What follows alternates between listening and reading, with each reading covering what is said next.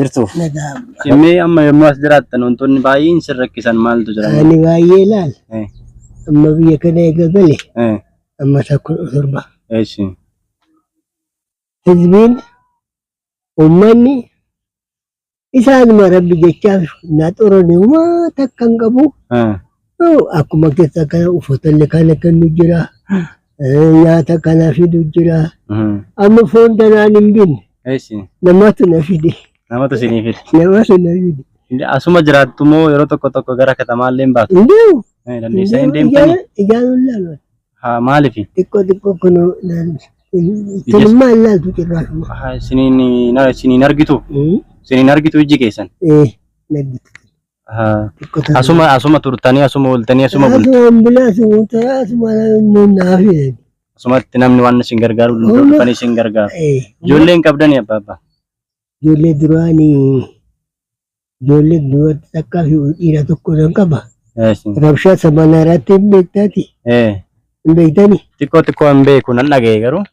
Wanta isaanii dhiiraa na jalaa ajjeesani. Tole. Dubartiin immoo asin jirtu amma gamma jirti. Isin hin gargaartu ishiin haalli ishiin keessa jirtu akkami? Isin ijoollee zamana kana. Duraan na gargaarti amma zamana kana amata meeqa dhiiste amma. Isin gargaaruu dhiiste. Haa ta'u bakka. Biyya Araba deemte. Indee kana achitti heerumte. Zamanillee kun amma turte agara amma torbamu kana taate. Achillee dhuftee deebitee achittillee heerumtee hin beektan? Haa ta'u kaa rakkoon hin jiru. Ani rabbiin jira rabbiin. Isin rabbi qabdu waaqa qabdu. Fayyaan keessan akkami? Fayyaan dhukkuba. Isin dhukkuba? Kintaarotu nini. Kintaarotu isin dhukkuba?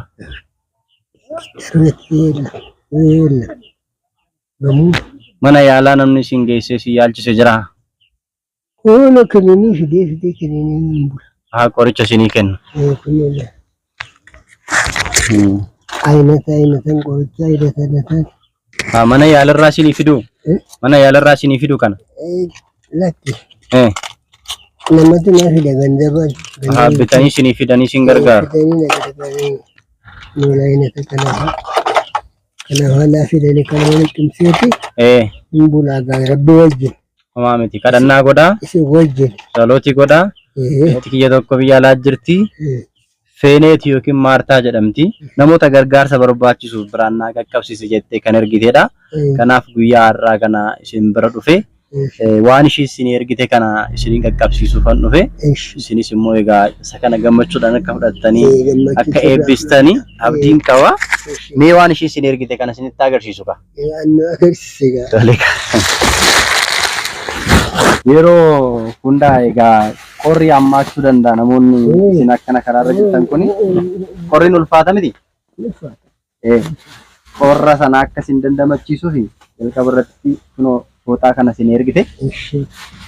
Ishee haa kennu, fayyaa ishee haa kennu, fayyaa ishee haa kennu. Haa jiraatu, biyyatti immoo haa galtu. Qorri baay'ee sirratti kun immoo gubbaadhaan uffata qorraaf ta'uudha. Uffata qorraaf ta'u waan ta'eef kana uffattanii haguuggii illee hin qaba. Kanaan booda qorraan akka isaa waliin arginu naan jette isheen tokko qorri. Gammadee rabbisi haa gammadu. Kunillee kunoo yeroo tokko hin jijjiirrattanii surreedha. Surree kanallee kunoo baraan naa qaqqabsiisi jettee. Rabbi biyyatti haa galchu boo. Ijaan haalaan ishillee. Ammallee isin barbaachisa. Yeroo gadi baatan mana keessaa. Amma kanallee haal isinillee hin jira.